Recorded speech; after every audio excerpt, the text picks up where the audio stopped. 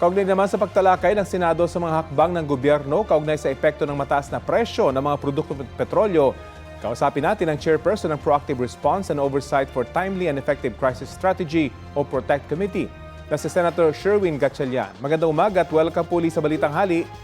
Magandang tanghali, Rafi. Magandang tanghali sa ating mga tagapakinig. Opo, sa inyo pong assessment, kumusta so far yung pagtugon ng gobyerno sa epekto ng giyera sa Middle East at sa presyo ng produktong petrolyo?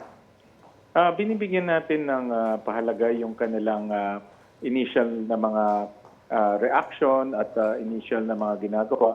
Pero ang pinaka-problema natin, Rafi, ay supply. At base sa mga pagdinig natin, pagdating sa gasolina, 54 days na lang ang natitira. Pagdating naman sa diesel, 46 days.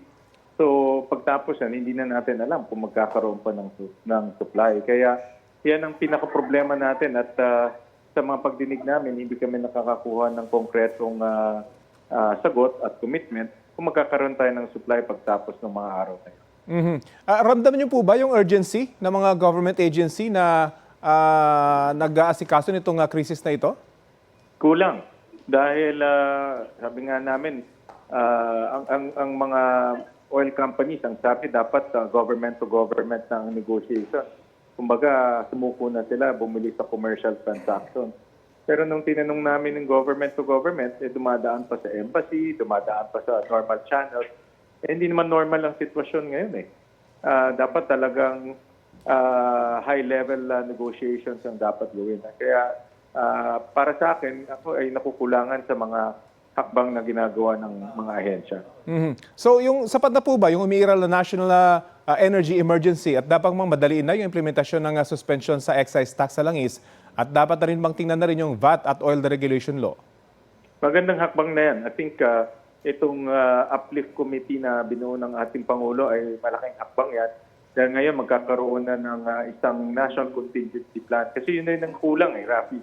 Tinanong namin kung meron tayong contingency plan dahil obviously tumatagal na itong singgalot sa Middle East. Pero hanggang ngayon wala pang national contingency plan. Nakita rin natin na maraming mga hakbang ng gobyerno na hindi coordinated sa isa't isa. Kaya kailangan talaga itong uplift committee ay mabuo na. Sabi po ng Pangulo, sapat hanggang June 30 yung supply ng crude oil sa bansa. Reaction niyo po riyan?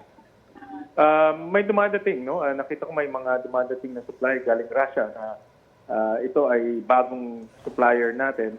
Kaya magandang balita yan na at least humahaba na from 60 days to pag-June until 90 days. So sana tuloy-tuloy na ito para hindi tayo magkaroon ng aberya pagdating ng 90 days. Bukod po sa pamimigay ng ayuda, ano sa palagay nyo yung dapat pa maging hakbang ng pamahalaan sakaling tumagal pa itong mataas na presyo ng produktong petrolyo?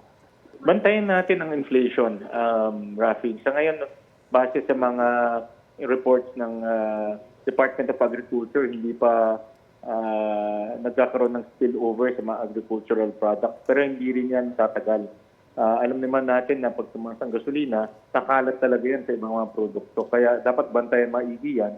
Dahil ang mga kababayan natin, bago pa naman yung gera, maraming hirap na. Kaya kung tumaas ang presyo ng mga bilihin, magiging pangpahirap talaga. Dapat po bang pag-usapan na rin ng seryoso yung austerity measures sa pamahalaan? Hindi na pag-usapan, dapat gawin na, Rafi. Importante, ginagawa na ito ng pamahalaan. At ako naman, I give credit to the agencies, maraming agencies. Kami sa Senado dito, nagpa-practice na rin ng 4-day work week at work from home para mabawasan na yung pagbabiyahe ng mga empleyado. Kaya dapat gawin na yan. At meron nga kaming proposal pa na bawasan pa yung mga pondo ng iba't ibang ahensya pagdating sa mga non-essentials tulad ng traveling, training. Makakalikom tayo ng 170 billion kung nagbawas tayo ng 20%. So kumusta po yung usaping yan? Matutuloy ho ba yan at mapapalawig?